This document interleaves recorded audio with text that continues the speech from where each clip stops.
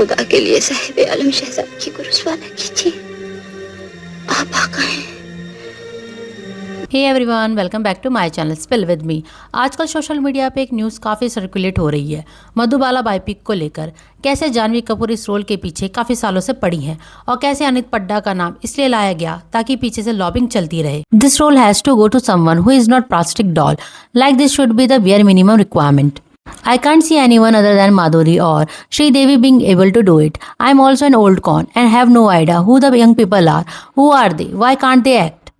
I will watch Adipurush 100 times rather than watching Janhvi Kapoor as Madhubala. And Madhubala is known for her extremely expressive face. Like just look at her in songs. That smile, those eyes, that laugh, that innocence. Oof, no, Janhvi do not even think. She has such a pathetic and lazy dialogue delivery and her expressions are majorly frozen due to surgeries. She has the voice of chai le lo chai, garma garam chai at railway stations.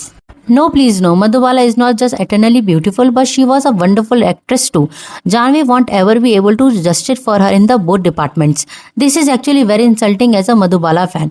Not that I think anyone else can do it, but for God's sake, Janhvi Kapoor is a big no.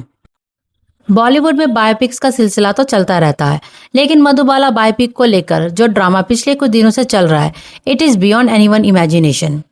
अभी कल तक सब कह रहे थे कि Saiyaara actress Anit पड्डा को final कर लिया गया है।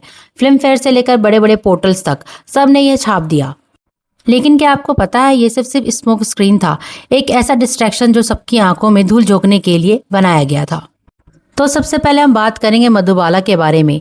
मधुबाला का असली नाम मुमताज जहां बेगम दल्लावी था, जिनका जन्म 14 फरवरी 1933 को दिल्ली में हुआ and later she moved on to Bombay with her family to pursue a career in films.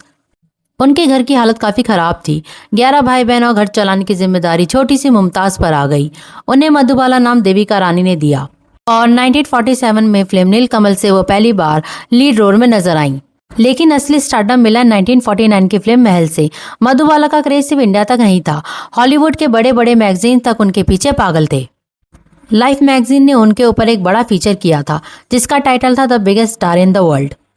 अब आते हैं इनके लाइफ के सबसे इमोशनल चैप्टर पर, दिलीप कुमार और मधुबाला की लव स्टोरी। इनकी केमिस्ट्री स्क्रीन पर जितनी पसंद की जाती थी बट रियल लाइफ में उतनी ही कॉम्प्लेक्स थी। मुगले आजम की शूटिंग के दौरान दोनों एक दूसरे से बात तक नहीं कर रहे थे। इस ब्रेकअप के पीछे सिर्फ एक छोटी सी मिसअंडरस्टैंडिंग नहीं थी, फैमिली प्रेशर, ईगो क्लैशेज और लीगल इश्यूज सब मिक्स हो गए थे। इस फॉलआउट के पीछे एक बड़ा रीजन मधुबाला के फादर अताउल्ला खान का इंटरफेरेंस भी माना जाता है। मधुबाला के फादर उनके शादी के अगेंस्ट नहीं थे। प्रॉब्लम एक्चुअली ये थी कि वो इस रिलेशनशिप को एक तरह से बिजनेस अरेंजमेंट में कन्वर्ट करना चाहते थे। उनका अपना प्रोडक्शन हाउस था और वो चाहते थे कि दोनों स्टार्स उनके बैनर के अंडर काम करें। लेकिन दिलीप कुमार को ये पर्सनल रिलेशनशिप को बिजनेस के साथ मिक्स करना बिल्कुल पसंद नहीं था। ये डिफरेंस धीरे धीरे ईगो क्लैशेज और मिसअंडरस्टैंडिंग में बदल गया। सिचुएशन और इंटेंस तब हो गई जब फिल्म नया दौर का इशू सामने आया। आउटडोर शूटिंग लोकेशन को लेकर मधुबाला के फादर कंफर्टेबल नहीं थे और उन्होंने उन्हें फिल्म से विड्रॉ करवा दिया। इस डिसीजन ने एक बड़ा लीगल डिस्प्यूट क्रिएट कर दिया। सबसे शॉकिंग मोमेंट तब आया जब कोर्ट केस के दौरान दिलीप कुमार ने प्रोड्यूसर का सपोर्ट किया, ना कि मधुबाला का। ये इंसिडेंट उनके रिलेशनशिप के फाइनल ब्रेकडाउन का मेजर टर्निंग पॉइंट माना जाता है। कुछ रिपोर्ट्स ये भी सजेस्ट करते हैं कि बाद में मधुबाला ने रिकंसिलाइजेशन की कोशिश की थी, लेकिन दिलीप कुमार इमोशनली इतने हर्ट थे कि वो वापस नॉर्मल स्टेज पर नहीं आ पाए। मधुबाला की लाइफ ऊपर से जितनी चमकदार थी अंदर से उतनी ही तकलीफ में थी। उनके दिल में बचपन से एक छेद था, वेंटिकुलर सेप्टर डिफेक्ट, एंड उस टाइम पर इसका कोई ट्रीटमेंट नहीं था। डॉक्टर ने कहा था वो ज़्यादा साल नहीं जी पाएंगी, लेकिन उन्होंने काम करना जारी रखा। उनके आखिरी साल बहुत अकेलेपन में गुजरे। किशोर कुमार से उनकी शादी हुई, लेकिन उनकी बीमारी ने उन्हें 9 साल तक बेड रिडन कर दिया। सिर्फ 36 की एज में मधुबाला दुनिया को छोड़कर चली गई। अब बात करते हैं अनित पड्डा के बारे में। अनित ने हाल ही में आहान पांडे के साथ डिबेट किया और सडनली उनका नाम मधुबाला बायोपिक से जुड़ गया। मीडिया पोर्टल जैसे फिल्म फेयर और हॉलीवुड रिपोर्टर ने ऐसे बिहेव किया जैसे डील साइन हो चुकी है। बट सोर्स का कहना है कि मीडिया को ये खबर खुद प्लान करके दी गई थी। क्यों? ताकि पब्लिक उन्हें जज करे, ड्रैग करे और नैरेटिव क्रिएट हो कि अगर कोई फिट नहीं है तो फिर स्टार किड को ही कास्ट कर लो। बेसिकली अनित एक सैक्रिफिशियल लैम्प बन गई और जब लोग उन्हें ट्रोल करने में बिजी थे तब असली गेम कहीं और चल रहा था।